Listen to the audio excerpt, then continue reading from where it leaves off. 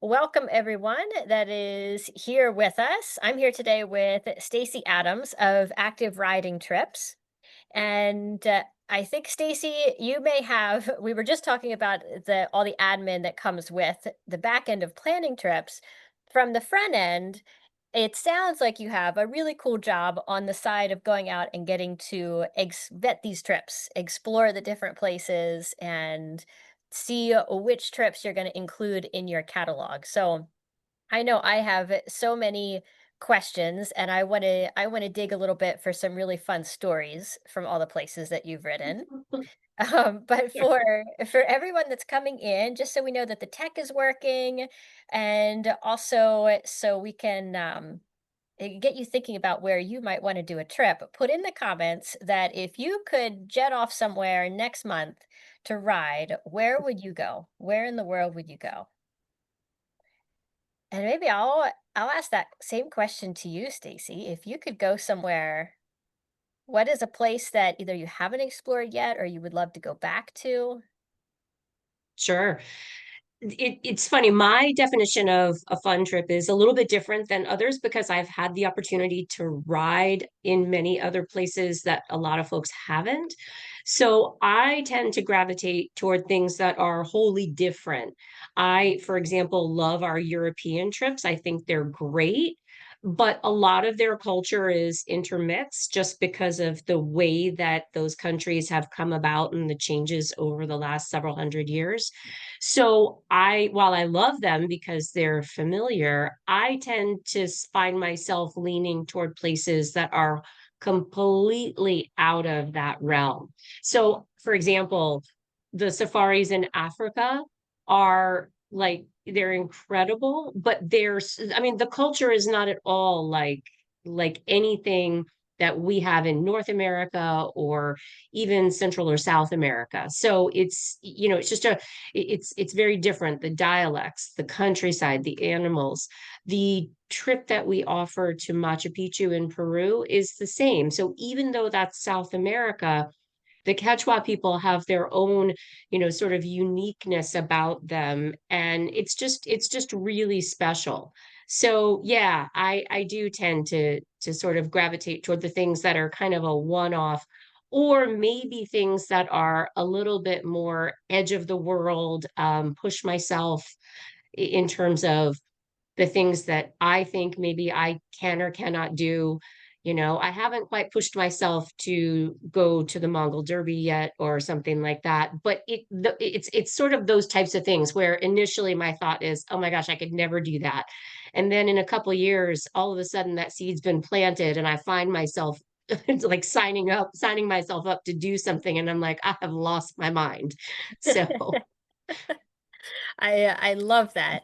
I love that. And that's it. That's the theme of why we wanted to do this call together for both of our communities, because as a riding instructor, and in recent years, someone that's also had the opportunity to do a lot of travel and ride in different cultures, and bringing students to different riding trips too, I love the difference that a riding trip can make in someone's riding and their horsemanship. I feel like it can just actually be a huge step forward in just what you said of pushing oneself to try something new.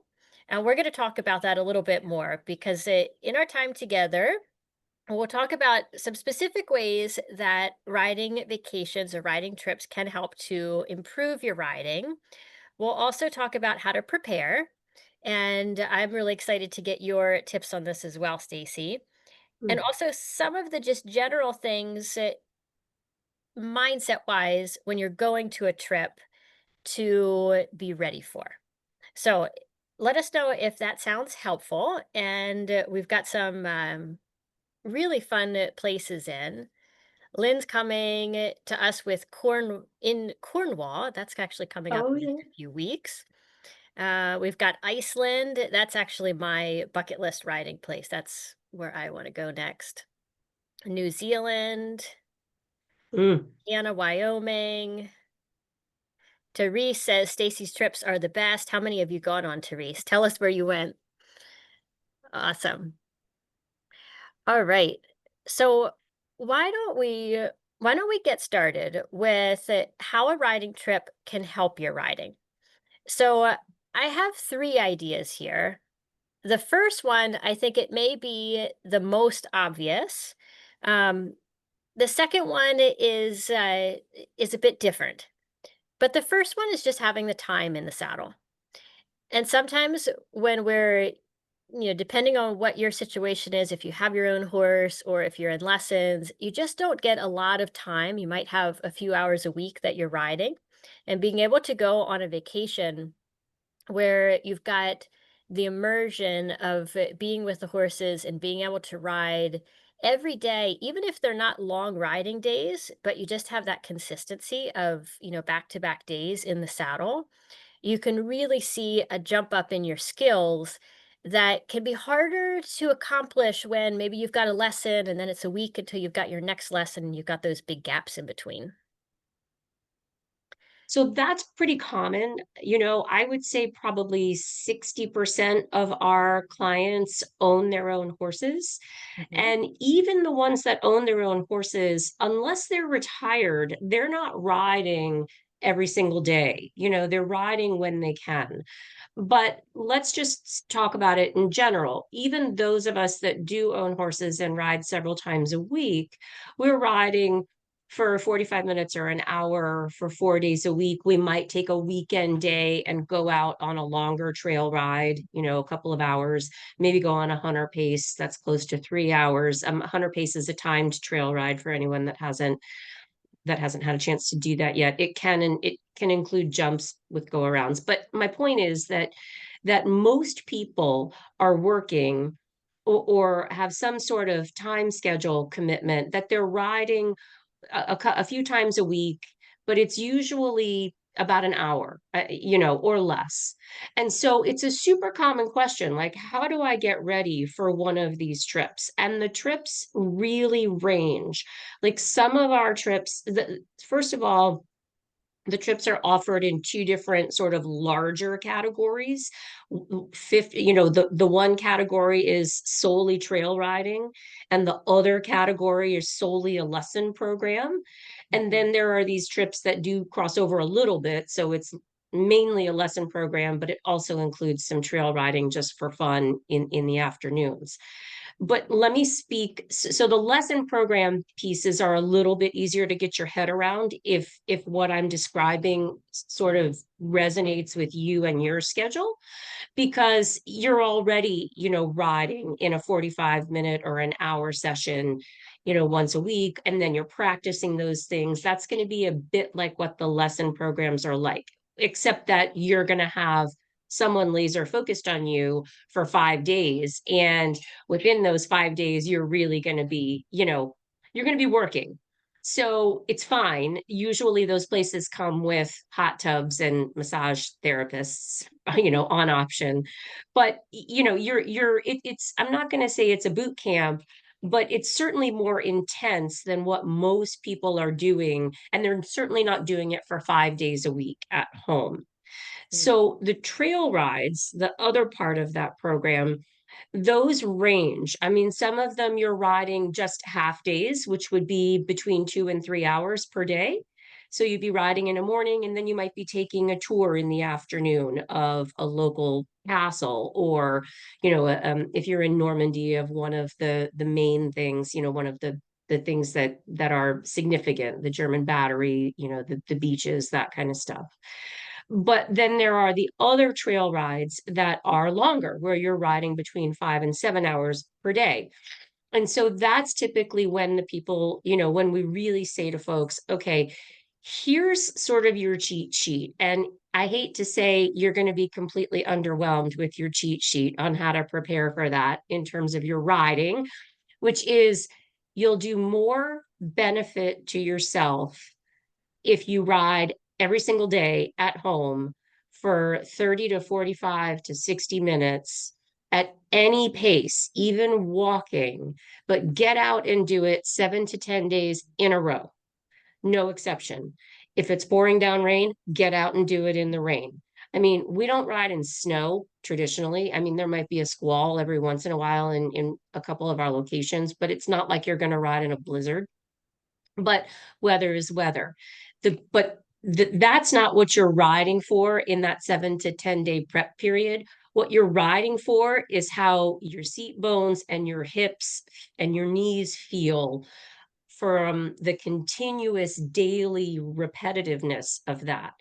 So that's what we find is the best way to sort of get your riding, to leg up for your trip, as we would say. There are other ways as well. I mean, we don't, some of our trips have weight limits on them. And that's designed really because of the duration, the terrain, and the types of horses that we use. But don't panic. I mean, a lot of these, the weight limits are, right around the 200, a little over 200 pound mark. Now, a lot of that, and I don't want to digress too much into this, but a lot of that is determined by your ability, because we've all seen people who are built bigger, but they're very light riders. And we've seen people who are tiny, who are, a much stiffer, much more difficult ride, make the job a lot more challenging for the horse. So, is going to the gym, do we say, oh, you got to get to the gym and you got to look, all of that is helpful. Anything you can do for your upper body and your core is only going to help you carry yourself and make yourself more comfortable over the course of a week. But, we don't script workout programs for folks other than the try to get in the saddle 7 to 10 days. See how your, I hate to say it, but see how your back end feels, on the third day when you sit down and you go, oh, hi, there you are. So Yes, yes, I agree completely. And doing a bit of prep work ahead of time, just asking the simple questions of how many hours will we be in the saddle each day, and what kind of things will we be doing? Because surprisingly, like a long walking trail ride, can actually be much more taxing and tiring than the same amount of time where you're doing some trot, you're doing a little bit of canter. Because when you're in that same position, like just walking, that's where joints can really start to ache. Honestly, it's even more challenging for the horse too, because just as we kind of feel the aches from being in a same position, the horse's back can have more pressure from just a rider sitting there at walk. So making sure that you're prepared for that. And if you're going to have longer areas where there's a lot of walking, again, having the time in the saddle that your body is more accustomed to that will help you so that you're ready to go. it's funny because I mean, just speaking for myself, I find the spaces, on some of these trails where there is a lot of walking, my knees just really, really, really are not happy about that. And I don't have knee issues. So it's not, I don't, because I run, so I don't have pain or discomfort. And I don't have it when I ride at home, but when I'm in the saddle for more than a few hours, and if we're doing quite a bit of walking in certain places based on the footing, then I do find that and I'm not an advocate. We don't have rules like this, but I don't advocate for people riding with their feet out of the stirrups.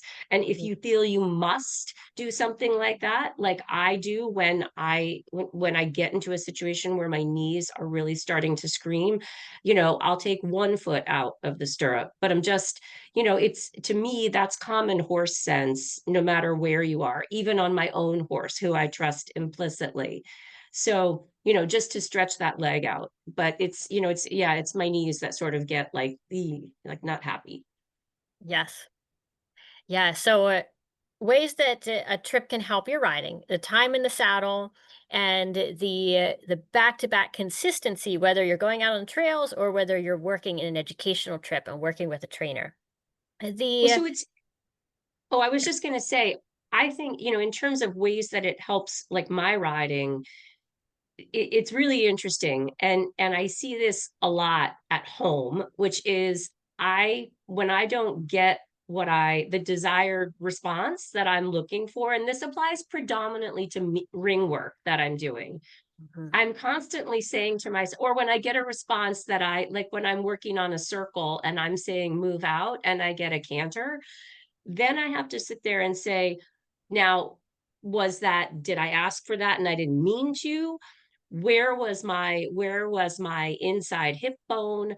Where was my leg? Is my horse being evasive? Like, and you run through all of that. And so it's really kind of funny because there are things that I'll do on a ride that work perfectly well at home, but they don't work on a horse that's not my own. Because even though I try to, be correct and to work with people to make sure that I stay correct, your horse is your dance partner and they get used to the things that, they get used to the way that you do things. And so it's super telling to see if you can recreate something, especially in the lesson programs, but if you can recreate something from day to day. And I also like it because on the in the lesson programs the tack is predominantly English tack because it's mostly English lessons that we offer. We do offer some Western lessons, but those are a little more basic. And you're doing some basic cattle work, so it's not like you're cutting or you're reining or anything like that. But we use super comfortable saddles, but I'm always so interested about, when I get into a saddle that's not mine, just sort of taking a moment to observe how I feel. Do I feel like do I feel like my legs are way out in front of me and I'm in a chair? Do I feel like it's pushing me forward? How do I feel and where do I find that spot, which is also sort of telling as well. Like, am I holding myself? Am I breathing? That's a sign of that's a big thing, right? Like, because if I'm not breathing, then my chest is like this. And so I don't know, it's sort of a little checkpoint that I enjoy. And I can always tell because, at some point when I start breathing and when I'm sitting nice and comfortably and correctly, then my horse, the horse that I'm riding, is like, oh, thank God, lady. Like, so yeah. Yes.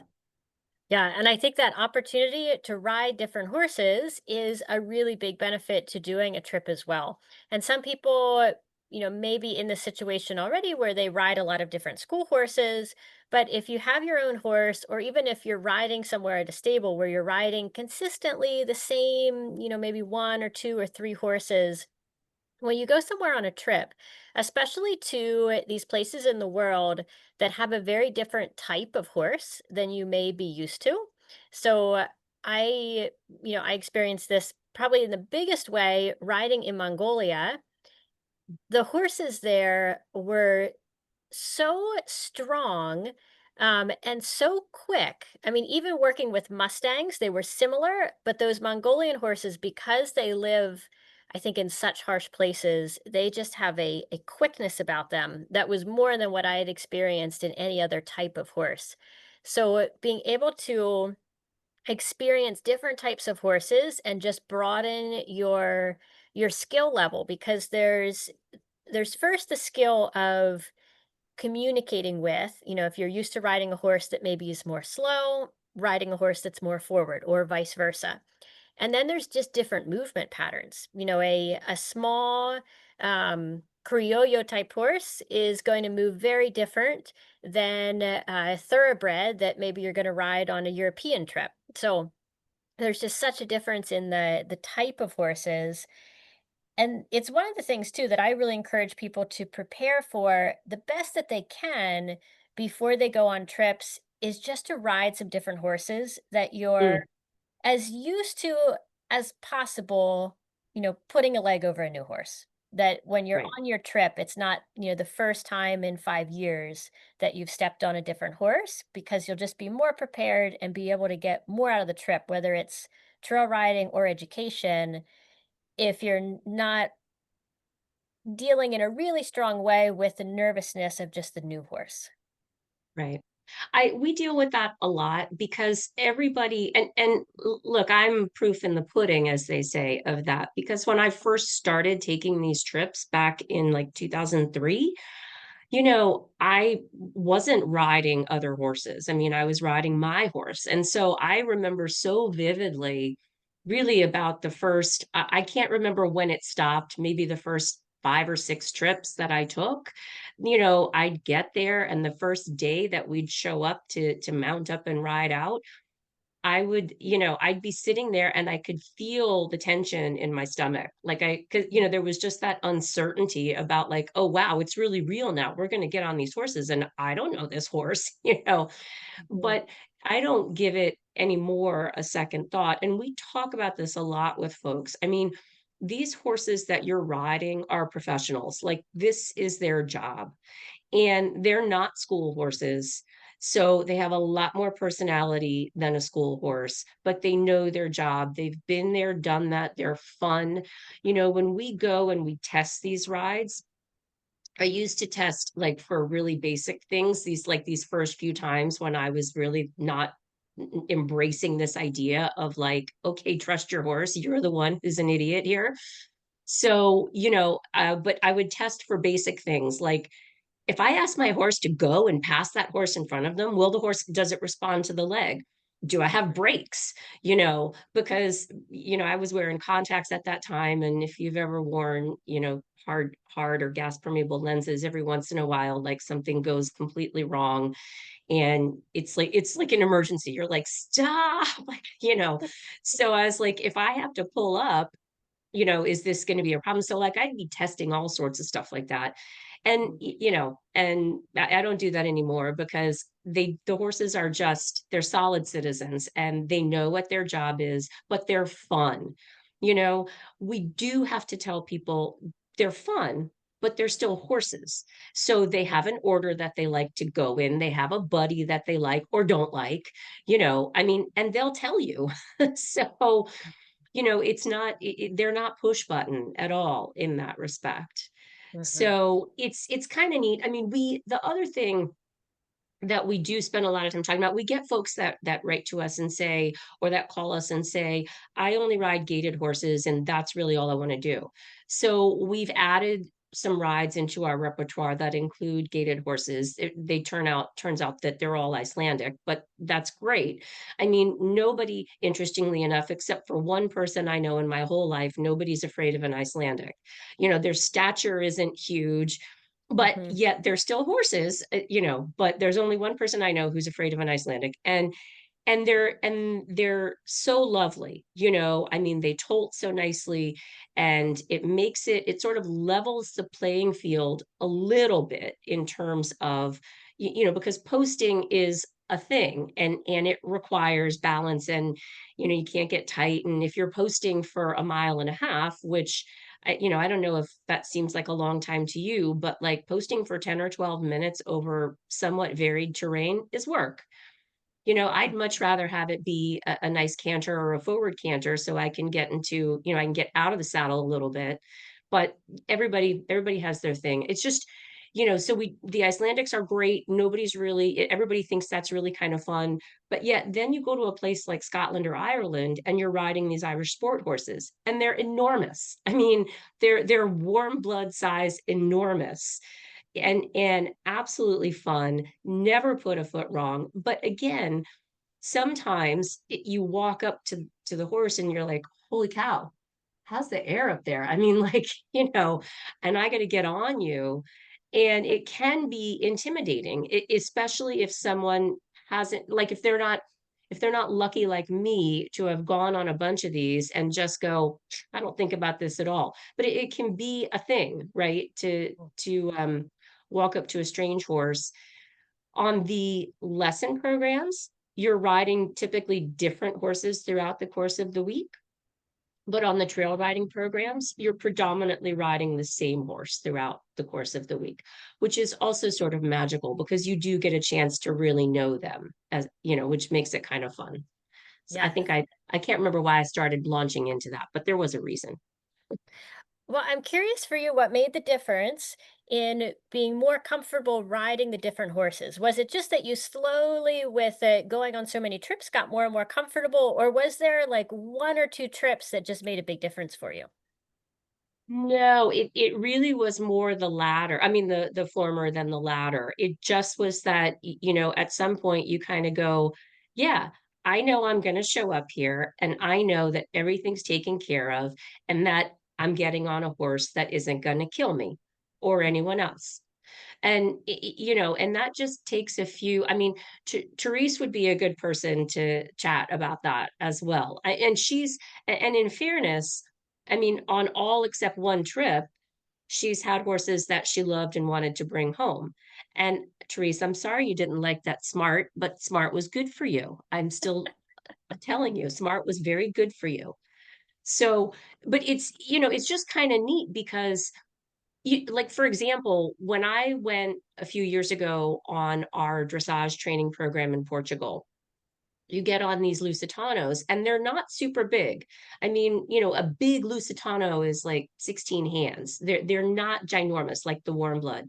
But what is hilarious, I mean, not hilarious, haha, but what's remarkable is that their movement is enormous. So when you ask that horse, for example, to side pass, then their haunches literally move in. So much so that if your inside hip isn't coming up, if you're not doing it yourself, their movement is so big that there goes your hip. Like you don't have, and that why I say it's hilarious is because when it happened to me, I literally cracked up laughing. I was like, "Oh, that's what it's supposed to be like." I mean, like, so it is and by the way, the the experience that I had on that particular Lusitano was the first time I had ever ridden a stallion. And so here in North America, stallions are you don't see them in riding programs very often. Mhm. And so when you do see them, they're generally they're very excitable, and they have these amazing but big personalities. And so here I go to get on this horse, and the instructor says to me, "So this is our stallion, blah blah blah." They were all stallions, but this is our stallion, blah blah blah. Of which, by the way, who knew that you could have multiple stallions in one barn? But apparently you can, and it works really well. Who was I'm just, you know. So she's like, don't, I mean, I must have looked panic stricken because the very next thing she said was, don't worry about it. He won't put a foot wrong. He knows his job. And I was like, mm-hmm. You say that to everybody, I bet. So I get on this horse and we're walking down to the arena, mounted, walking down to the arena, and he's walking and looking on a loose rein and he's calling out. The horse never put a foot wrong. I mean, never put a foot wrong. We hit the arena and he was all business. And I thought, this is very interesting because it was a completely different construct from anything I had seen in North America. Because, first of all, you don't get to ride highly schooled horses very, very much anywhere in North America. I only know of one place that will take guests who aren't boarding with them. They're not stallions, and and yeah, it was very interesting. So sorry, I'm just rambling, but it's so interesting about the way, again, that these different breeds or these different programs expose you to certain things, not just the magic of riding a different breed, which we think is so important. Like Mhm. it's part of the culture. So if you're going to go somewhere, we want you to ride a horse that is typical, that has part of the history, and that's part of the education and part of the immersion of the week. Yes, and I love that you include that piece of it so strongly in your trips because there's so many different flavors of horsemanship around the world, and being able to experience how people view horses, how they manage horses, even different feeding practices from different countries. I remember one of the things that still to this day surprised me the most, because I had not seen it prior, is when I arrived in Mexico and I was first living in a small town and I was helping to train some young endurance horses there. And the main diet of those horses was dried corn stalks. So they would get some fresh alfalfa. They didn't they didn't dry their alfalfa there. There was a farmer who went out with his burro early every morning, cut fresh alfalfa, took it around town and dropped off orders of it. So the horses would each get like an armful of fresh cut Wow. alfalfa. That was their main nutrition source and their main protein. But then for the rest of the day, obviously they needed to have some roughage moving through their system. There wasn't grass available, so they chewed on dried corn stalks until in the evening usually would come around with another fresh cut alfalfa. And I had never seen that before. So being able to Yeah. experience just all the different ways that people manage horses, care for horses, train horses, and sometimes, Yeah. it might not always align with what we want to do, what we would do with our own horses, but being able to go into cultures with an open mind just to see what can I learn, what can I experience here is so beneficial. So there are a lot of the trips in Europe don't use fly spray, which is a big thing here, at least in the Northeast. We wouldn't imagine, going anywhere without spraying our horses down. So, but they don't use it. And so it got to the point where it would really bother people. It wouldn't bother the horses. They'd have flies all over their face, but they wouldn't be shaking their heads. So it wasn't detracting from the ride, but it was emotionally detracting from the ride because we look at that and say we don't like it and it's not what we do at home. So now we tell people they don't use fly spray. If that's going to bother you, you should bring some so that because you can certainly use it, but Mhm. it's and I did want to say to Joanne, oh yeah, totally, like that whole Stallion thing was like, are you kidding me? But it worked out great. And that's not the last time I rode a Stallion. So, see the things you can learn. Yes. Well, it's another point that I wanted to bring up for how I feel riding trips can be helpful is when we go out of our normal routine and when we're riding horses that we don't have any personal responsibility for, it can take the pressure away from, am I doing it right? And, we need to be performing at this certain level. And I think this can be true for educational trips as well in a different way. I think it's especially true for trail riding trips where you're just there to take in the scenery, to have fun, to enjoy. There's no pressure on the learning element. And I've seen people come back from those trips where there was no formal education given, but their riding jumped so much just from being there and being in the saddle and not thinking about what they were doing. Sure. So I'm going to talk about both sides of that because the interesting thing is that on the lesson programs, like I never had a young horse that I was bringing along, but when I took this dressage trip, they were like, "Well, we're going to work on half." Well, the first thing they said to me was, "The next time you come around the short side, I want you to half pass to the middle." And I thought, what makes them think I know how to do that? I mean, like, I can make a nice circle generally. I mean, it's kind of an oval, but whatever. I was like, okay, but I was like, okay, fine, and so I did, and that's when my hip went like this, and I was like, wow, that's pretty amazing. But the funny thing was that we then continued to work on it. And what was great was I'm on my third off the track thoroughbred now, in between a couple of warm bloods as well. But these off the track thoroughbreds are so athletic and so willing, but they're not express initially until they know what you want. They're not super expressive. So I had been trying to get to a half pass with my old thoroughbred. We could do leg yielding, but the half pass was harder, right? Because now you're asking for a bend, from both ends, and I would be at home trying that and I think, "Oh, I think that's right." Well, it turns out it wasn't right at all. And so what was kind of cool was that when I came home from that, I could ask for it and I could know. I was like, "That's the feeling. Oh, that's it. That's what it was." And I could tell immediately after 3 strides or 5 strides or, however far I could hold it, I could tell immediately when it was falling apart.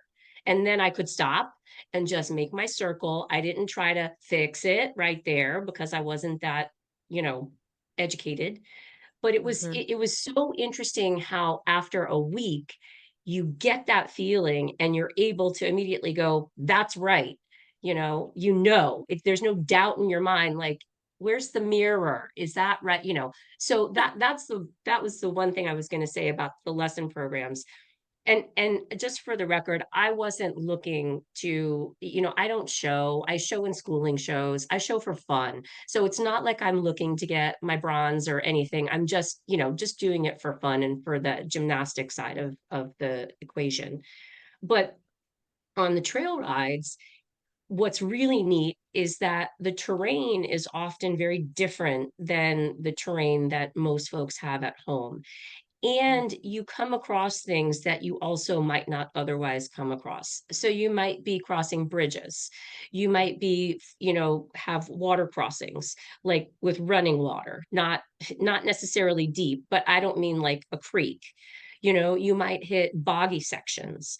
And so what's really to me special about some of these trail rides is just the exposure to these different elements that you may not ever have in your own riding at home, but to see how these horses react and to see how you react and what you do.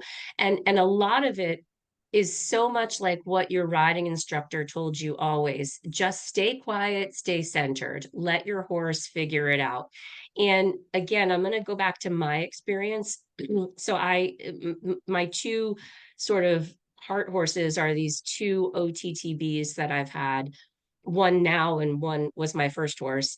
And I don't know if you guys can relate to this or not, but as a trail rider, I love to just explore the countryside, and we come to fallen trees, and I'm used to being launched out of the tack every time we come to something like that because my horse, would walk right up to it and then just lurch over it.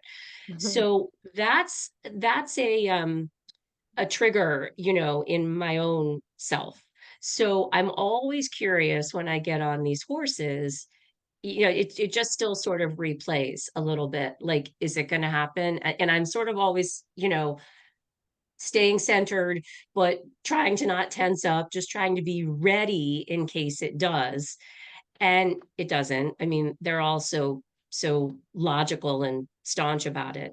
But I mean, it's just you sort of learn how you react to things, and it helps you reprogram some of those things so that Mhm. you come away and you're like, it doesn't always happen like that. It's not always a worst case scenario. And in fact, that's one of the things that I think is really fabulous about, I mean, we call these riding vacations, but I call them also immersion vacations because you're going to a different culture.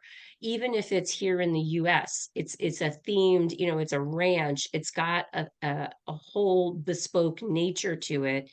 And so if you can just sort of say to yourself, I'm not I'm not looking at this like this. I'm Mhm. going to just go and observe it. I'm not even going to say I'm opening it up like this. I'm just here and I'm just going to observe and see what happens. That is, I think, super healthy because then you breathe, your chest doesn't go like this. Like, it just helps. Yes, I agree so much. And we uh, we had this happen a lot. So I used to do a number of trips in Costa Rica, and Mm, I love doing trips partnered with other instructors. And in these trips, we were working with some local instructors, and did them with Wendy Murdoch, who Wendy is a she doesn't use this term, but she's a biomechanics expert, an anatomy and movement yeah. expert. And with a lot of the riders coming down, we would do the hybrid kind of trip. So we would do usually a lesson in the morning and then we would go out trail riding in the afternoon. And it was one of the things that we would always talk about, especially in the beginning of the trip, is it was really normal for people to come in and of course be very excited about the opportunity to work for the week, especially to work with Wendy.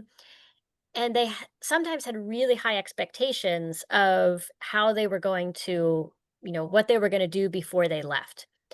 And we would always coach to say, just let the expectations drop. Take it a day at a time, because if you put the pressure on yourself at the beginning of the trip of, I'm got a canter on the beach, I've got to be able to, do the jump course by the end of this week, I've got to be able to ride into the waterfall, then the whole time you're going to have this pressure, and it's going to be more difficult to just enjoy the whole experience of it. Where if you're just there for every day, do the best that you can, do what feels good, you'll probably actually make a lot more progress by the end of it. And we saw that too in the riders, the ones that sometimes came in and had no expectations would make such a huge, jump in their skill Mhm. level, as to those that came in and were really, really focused on the learning element. It's individual, but sometimes over focusing can hold us back. Well, I love what you said because it's so like one of the nice things about travel is that it usually denotes vacation. Mhm, So vacation versus, work. And so the reason I make that distinction is because it's one thing in work to have your goals and your expectations, right? Like I do that. I make a plan with my own horse at home. Like today I'm going to work on this. And sometimes I get into it, a few minutes into the ride and I'm like, "Oh, that is just not ever going to happen." So you have to listen to your horse and you go, "All right, so we're going to work on that tomorrow." Or, or we're going to take 20 minutes to do this other thing and we'll try again. But my point was going to be that travel cannot be scripted, no matter how much you want it to be. And what I mean by that is there are flight delays, there are flight cancellations, there is lost luggage. There are strikes. I mean, there's any number of things yeah, that can put a hitch in your giddy up right from the get-go before you've even left home. And yes. so I think that the best thing for folks, and we talk about this quite a bit with people too, is you just sort of have to learn to shrug your shoulders and learn to go along and to take a breath and to just say, okay, I'm just going to adapt to this situation. So, for example, you might end up on a ride in Scotland. You guys have been sort of chatting about Scotland in the chat, Scotland or Ireland. And it just so happens this year, the weather has been off the charts. I mean, it's been blue sky, sunny days every day, all summer long. That is so unusual that, usually we tell people you need to plan for rain. Mhm, Typically, it's not rain every day, but it could be. And so, everybody wants the days that are in the pictures this summer, but mhm, sometimes it rains all week and you don't get any. Like we had some clients, speaking of Cornwall, we had some clients last year that went, the countryside is spectacular and the riding is really forward and fun, but they had cloudy days. It was still beautiful, but like when I look at the pictures, I go, "Oh, that's such a bummer that, they didn't have," but they still enjoyed it. They mhm, still had a great time. Their view, I mean, a picture really doesn't do justice to what you actually see in so many of those places. But I think you at some point just kind of have to give it over and just say, I'm looking at this and I'm enjoying the smells and the sights and the way I feel. I'm just going to let the rest of this go, that I'm not having picture perfect days. You just, I think, or that my flight's delayed and now I've missed the transfer and I have to make my own transfer to the start of the ride, which we yes. can help with. But I mean, like if you let yourself get so caught up in that, then it's a terrible way to start a vacation. And so you just kind of have to shrug your shoulders, as I always say, just let it go. I mean, you can learn from my example. The last time I went to Peru, I went with my husband and two friends, and we got to the airport, and it just so happens that my passport was not within the time limit that you had to have in order to be able to travel. It was still valid. So Yeah. like I said to them, okay, well, I'll catch up with you in a couple of days. I got to go get this fixed. Like, but there's nothing you can do. Like, I had to just be like, I'm not getting on this plane. There's no way they're letting me on this plane. So Yes. now I have to go figure out how to get my passport update, get it renewed, even though it's 6 months till it expires. But yeah, you just got to turn it over and Yes. enjoy it for what it is. And I don't mean be disappointed. I mean, we had, I don't know if you guys heard, I'm sure you did, in the news a week ago about all the weather in the UK. They had a huge storm, Mhm. huge rain, Scotland, England, huge, like 80-mile-an-hour winds, like hurricane force winds, and lots of rain. And so, we had a ride that they lost the first day of the ride because there was no way. I mean, the wind was blowing and they ride on a wooded trail, and with the potential for fallen branches and things literally coming out of the sky, they had to just forego the first day. And everybody, like, you just have to sort of take a breath and go, they don't want to do that. They don't want to have to change the itinerary, but it's a force of nature. There's nothing to be done about it. And Mhm. so we're just going to make the best of it. We're going to, we're going to make an alternate plan for the day, and then we're going to mount up tomorrow and keep going. But, if you're the sort of person who wants to micromanage that, you're going to have a lot of tension and a lot of frustration, I think. Yes. I mean, that's with horses in general. It's not just travel, but horses in general. Yes. Yeah. Combining travel and horses, double flexibility is good. So I want to put in the link to two active riding trips so that those of you that are on can you can already start browsing and you can see if you've got any questions for Stacy. I know we've got some questions about recommendations that we'll start talking about that next. Let's talk about places. I wanted to say one little point. This also goes with the flexibility and um, I think being open to the learning from different cultures is when we go places to do riding trips, no matter how skilled of a rider we may be or how much background we may have even with training. For me, I always try to go in and remember that the people that are there working with their horses day in and day out know the horses the best, and I really want to listen to them, observe how they are handling the horses, and remember that I'm not there to retrain their horses. And that also kind of comes with just letting, any pressure of needing to perform or really do things, taking the opportunity Mm. to just let that go and really be in the experience of and especially I think this is so true for the kind of trips that you do, Stacy, that you vetted and you know the horses are safe and they know that they know their job, they're well trained, is going with just how much can I get out of experiencing these horses, these people, this culture, and not feeling like it needs to be molded. And that actually goes for tack Mm. too, because when we go to different places and we ride in different tack, sometimes there's tack that we get lucky and it fits us great. Other Mm. times we may have tack that, it's just not ideal. And there's definitely things that you can do to improve it. Sometimes with a seat saver, some little pads, you can really help yourself. But there's also that flexibility of just work with what's there to the best of your abilities and enjoy it. Yeah, we do. It's funny. I hadn't had this question until about a couple months ago. Now had three people who have asked the team here. I ride with wider, bigger stirrups. Uh, Hmm. so can I bring my own stirrups? Hmm. And so we say, sure, you can. I mean, if you ride with a wider boot, that's perfectly fine.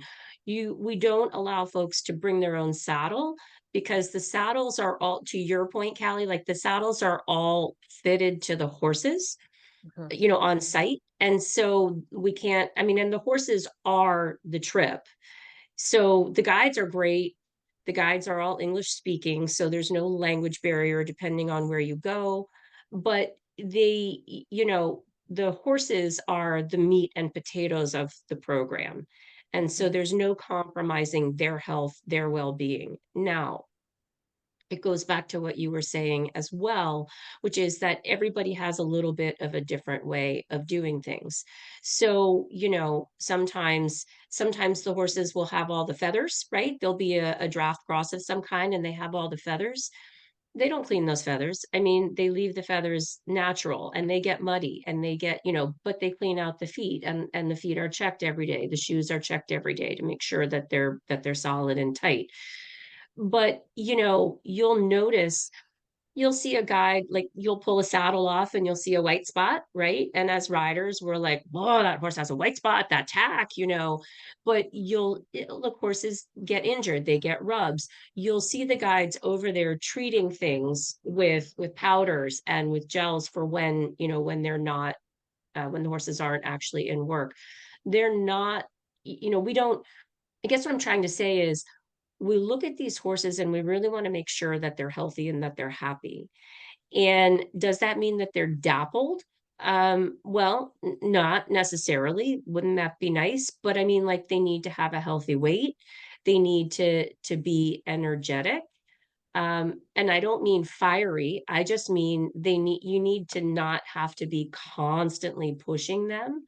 But Mhm. if you have any questions about it, like, that's the time to ask the guide, and at any point during the week. And the guide, usually on the first night, or if it's a lesson program, before you get on the horse that you're riding, they'll sort of tell you about that horse. This horse is an XYZ, is a Spanish Barb Cross. He's 14. He's been doing this ride for 10 years. You know, if I had one criticism of the horses that we use on the trail rides, it's that, and we tell people this as well, it's that when you stop, so like when the groups had a good long run and you Mhm. stop, the horses will just automatically dive for the grass. And Mhm. you're not going to train that out of them. This isn't your horse. This horse is ridden by different people every week that an organized ride goes out. Just let it go. Let them eat the grass. Yes. Because if the guide doesn't want the horse to do that, they'll tell you. But if that's the worst behavioral issue you're coming across, dang, I think you had a pretty good, I think that's pretty darn good for horses that are taking different people all week long, every week of the season. Yes. So I'm curious, just to ask a question of my own. How did you start this? How did you start active riding trips? What was the inspiration? So I'll try to make it short and sweet. I actually got recruited. I was working for a Fortune 200 company in Connecticut and traveling 100% of the time for that job. And I got recruited to work for an equestrian travel business, and it was privately owned. And so when the owner was no longer able to run the business, she became ill. We literally just, I mean, I hate to say picked up the reins. That's so trite in, in our world. But, I wasn't really sure what I was going to do. But by that time, I knew all of the people that we worked with, all of the partners in the different places. And they said, oh, no, you have to keep doing this. And I thought, well, okay, so I'll do this. So I'd love to tell you that I'm this great entrepreneur and that I came up with this fantastic idea, but really, I just picked up a model that else had started and tweaked it, and it's been a great run. I mean, it's been 22 years, through quite a few things. I mean, through hoof and mouth. If you guys have been riding long enough to remember when their hoof and mouth was going on in the early 2000s, that was a whole huge thing, and nobody could travel. And certainly this was right after 9/11, so the skies had just sort of opened back up. But then during COVID, right? I mean, there always seems to be something. Travel Mhm. is really sexy until it's not. And so it's like, there always seems to be something. And so we just sort of tweaked it a little bit and kept it going. I am so grateful for social media because that made COVID bearable, that we could stay easily connected. We could still watch videos. We could watch each other's riding, even though it was local. We could show people what was going on with the horses that they rode in different places. Like, it was Mhm. just a way to sort of stay in each other's lives. Yes. Well, we've got some questions in, and we've got some specifics. So we've got two questions about riding in the UK, differences between Scotland, Ireland, and UK with high-end accommodations, and then another one, the same region for mild riding programs. So the slowest, I'm going to start with the last question first. The slowest trail ride that we offer is 50% walking and then 50% moving out, which is a combination of trotting and cantering. Now, I will say this, if you are an arena rider, you will want to ride on a trail before you take a trail riding trip. The horses are great. They're not racy. This is not a flat out gallop, but a canter on a trail is a more forward canter than or lope than in an arena. So just do yourself a favor and just see you're not at all in danger. It's nothing to be scared about or worried about remotely, but it's just a different feeling. So let me start there. Now, the differences between so the UK in general, right? Like Ireland, Scotland, similar type of weather. England, it can be rainy. So we offer, and you said the question was more high-end accommodations, right? Because a lot of the places, so we have a fantastic ride in the Borders in Scotland. If you don't know where that is, that's just south of Edinburgh. So it's an easy flight from pretty much anywhere and then about a 40-minute drive south. And the Borders area is the part of Scotland that literally it's the southern part of Scotland, the northern part of England, and they ride in the Borders because in old traditional days when the Scots and the English were fighting, they patrolled the land, and so we do these rides to sort of recreate, and we ride in these festival rides, which I think Therese was chatting with somebody about one of the festival rides that we did last year there. And we offered it again this year along with another one. But I'm not going to say it's a reenactment, but it a little bit is because you're riding with a group of like 250 people from town to town and through the open countryside. But the reason I'm going on about that is because the accommodations are off the charts. I mean, it's a manor house that is the equivalent of a five-star hotel. I think it's a very fairly priced package because the other problem you have from an exchange standpoint with the UK, with Scotland, Wales, and um, England is the pound. Mhm. So they have a stronger exchange rate to the USD. So those rides, those luxury rides in those places will be a little more expensive than our European rides, which are in the euro. But no, I mean, the creature comforts are all there. So we have a similar training and trail riding program in Ireland where you stay at a small luxury hotel of the world that is actually a designation. I mean, there is such a thing as a group of small luxury hotels of the world. It's fantastic. And what I love about both of these places is they cater to equestrians. So it's totally fine that you come strolling into the lobby in your muddy boots and like, so Yes. there's no like, but yeah, it's great. The rides in Wales, most of the rides in Ireland are the trail rides are not in luxury accommodations. They're in bed and breakfast and guest house accommodations.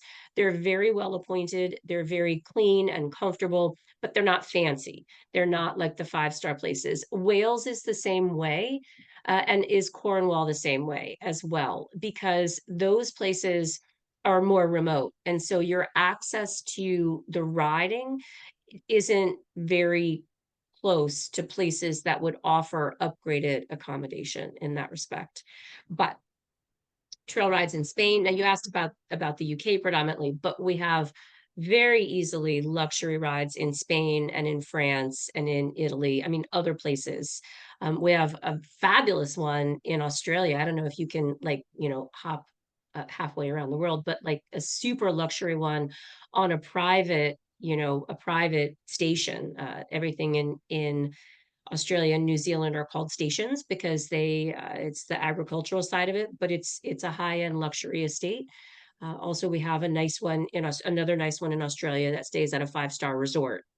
and you ride on the beach and then in the backland and so forth.